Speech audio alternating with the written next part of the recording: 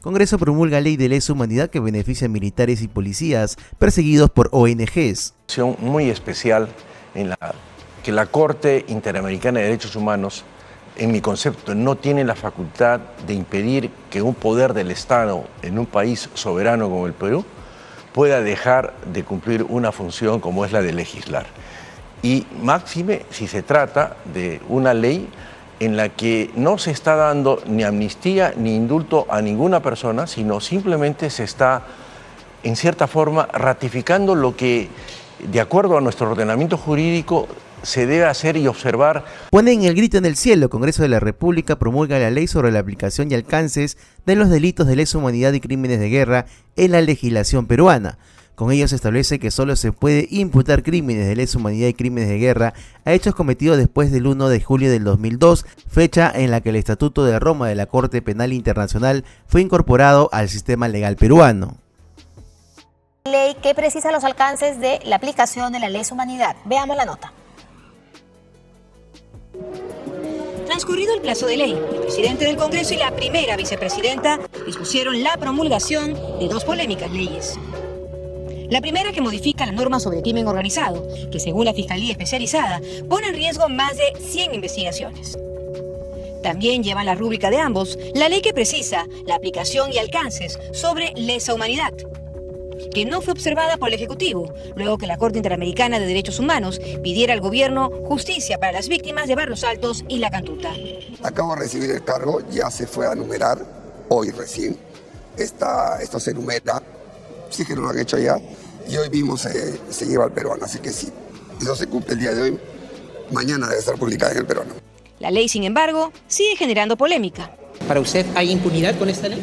Claro, la matanza de Barrios Altos no es delito.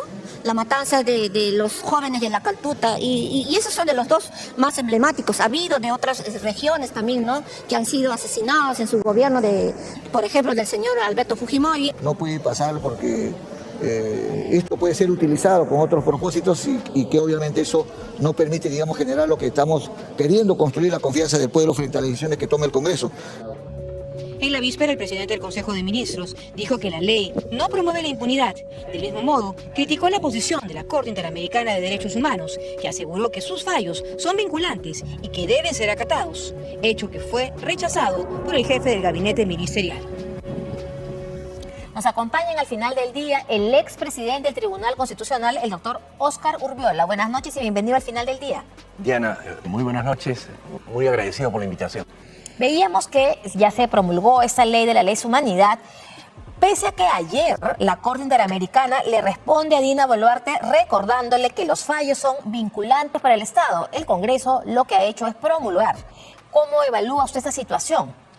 Es, en este caso, una situación muy especial en la que la Corte Interamericana de Derechos Humanos, en mi concepto, no tiene la facultad de impedir que un poder del Estado en un país soberano como el Perú pueda dejar de cumplir una función como es la de legislar. Y máxime si se trata de una ley en la que no se está dando ni amnistía ni indulto a ninguna persona, sino simplemente se está, en cierta forma, ratificando lo que, de acuerdo a nuestro ordenamiento jurídico, se debe hacer y observar tanto en sede fiscal como en sede judicial. Es decir, que los delitos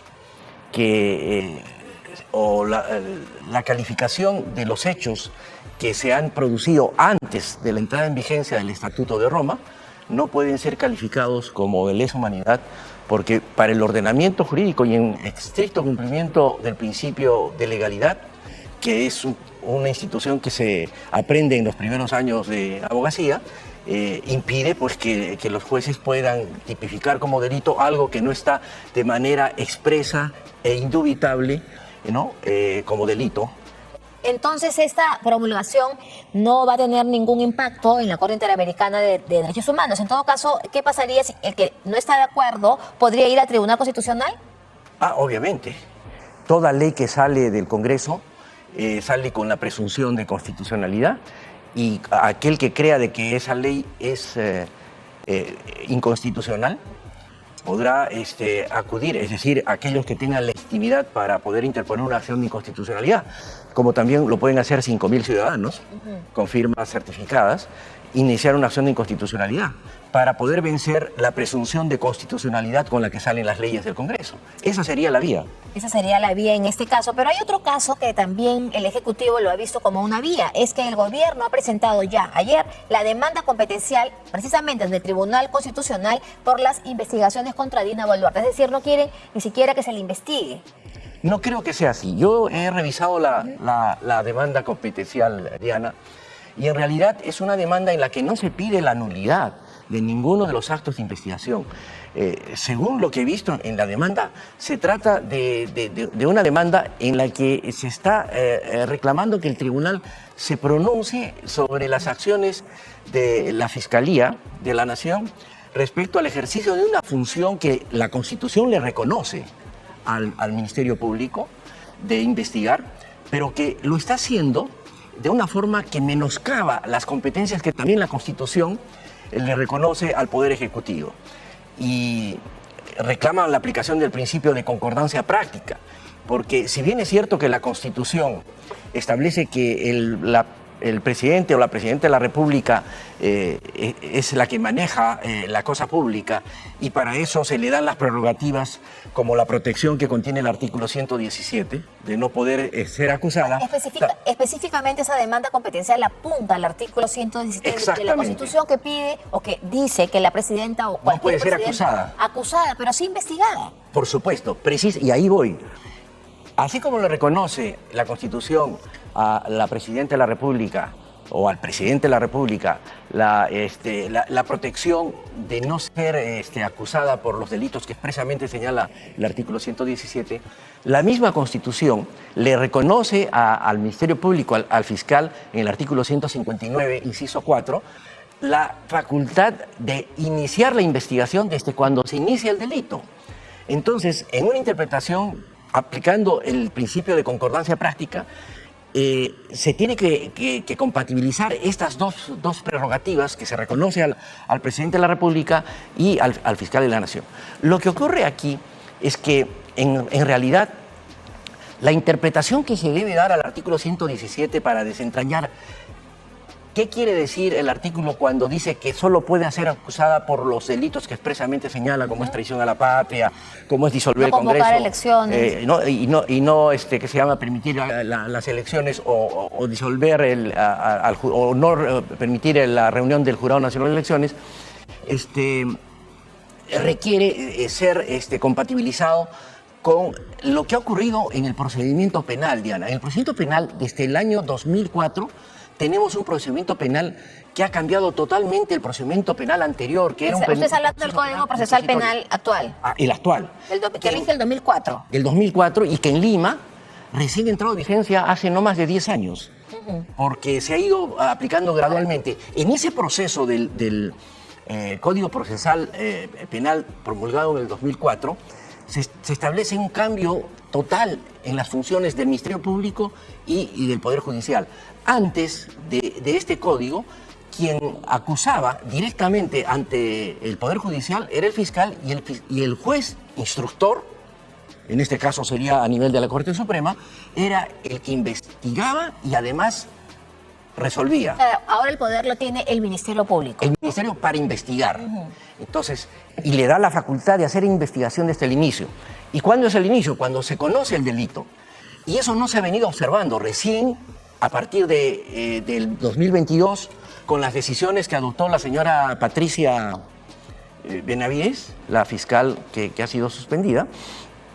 Se estableció en una decisión de que el presidente de la República sí podía ser investigado, porque la investigación preliminar es una investigación que se debe hacer por mandato del artículo 159, inciso 4 de la Constitución. Se debe hacer la investigación. Exactamente. Ahora, están muy pedidos, digamos, el Tribunal Constitucional, están acudiendo bastante. Pero ese es el rol que le corresponde. Claro, el defensor del pueblo pide que se declare inconstitucional la ley de extinción de dominio. Lo que en la práctica algunos dicen que lo que se buscaría es que el Estado no incaute bienes de origen ilícito. ¿Cómo podría dilucidarse este tema en el TC? Bueno, El surgimiento de acciones de corrupción, de crecimiento del narcotráfico y una serie de delitos que permiten acumular patrimonios indebidamente adquiridos, y además la corrupción en la administración obligó a que se acudiera a la ley de extinción de dominio, que es un procedimiento autónomo que no tiene nada que ver con la investigación penal, que generalmente, por la forma como actúa el Ministerio Público y el Poder Judicial, duran años. En cambio, la extinción de dominio es un procedimiento mucho más célere, donde prácticamente se incautan los bienes. En mi concepto, incluso se produce una especie de expropiación encubierta. Expropiación encubierta. Encubierta. O sea, ¿usted estaría de así. acuerdo con el defensor del pueblo? Yo creo que hay aspectos que se deben modificar en esta ley para garantizar algo que es importante en una economía social de mercado, que es la propiedad. La propiedad tiene una doble protección en la Constitución del 93. En el artículo 2 protege la propiedad y la herencia. Y en el artículo 70, que es parte del capítulo económico, que sigue la línea de la economía de mercado, la propiedad está protegida como inviolable. Así se haya cometido delito. No, pero si se ha cometido delito, hay el proceso, pues, en todo caso, de medidas cautelares que pueden permitir que se inmovilice la propiedad a través de una inscripción registral o lo que quiera. Se optó por la extinción de dominio, que es un procedimiento que tiene resultados contraproducentes. ¿Qué pasa? Ya ha ocurrido, y hay casos dramáticos, sin ir muy lejos, el caso del expresidente Kuczynski. Pero Pablo Kuczynski, las casas de... Han extinguido el derecho de propiedad sobre una propiedad en Cieneguilla, sí. y esta propiedad ya la han desmantelado, sí. y seguramente la ha perdido, y no lo han sentenciado. ¿Qué pasa si lo declaran inocente? Entonces usted diría más bien por una reforma de la ley, más no por una inconstitucionalidad. ¿Usted sería el Yo camino? creo que el Tribunal Constitucional podría, en todo caso, señalar esos defectos y a fin de garantizar el derecho de propiedad. En los casos en que sea notorio que se está conculcando o violando el derecho de propiedad, como que de hecho se han producido una serie de injusticias en la aplicación de esta ley. Por lo menos mientras no haya sentencia. Podría ser incluso exhortar al Congreso para que haga las modificaciones correspondientes. Y no ir a la inconstitucionalidad. Claro, podría exhortar. Y yo creo que eso es necesario, porque lamentablemente creo que incluso esta acción de inconstitucionalidad que se ha presentado, me parece a mí que es tardía en primer lugar, porque se ha presentado 2 días antes de que vence el plazo para interponer la acción de inconstitucionalidad. De acuerdo al Código Procesal Constitucional, son 6 años para interponer la acción de inconstitucionalidad, y esto vencía el 4 de agosto. Y ahora estamos... La demanda se ha presentado el 2. Eso podría dar lugar a la sospecha de que algún interés por ahí podría haber. Se dice que es para favorecer a determinados personajes. Es cierto que esta ley debe ser perfeccionada para garantizar de que los bienes adquiridos indebidamente, sobre todo en el caso de narcotráfico. No, sí, se entiende claramente su posición. Para terminar, doctor Urbiola, mañana en la mesa directiva del Congreso va a haber un tema bien delicado, que es la pensión vitalicia de Alberto Fujimori. Va a ver si escuchan, pero entre tanto se va a suspender. ¿Cuál es su posición? Mi posición es de que esa...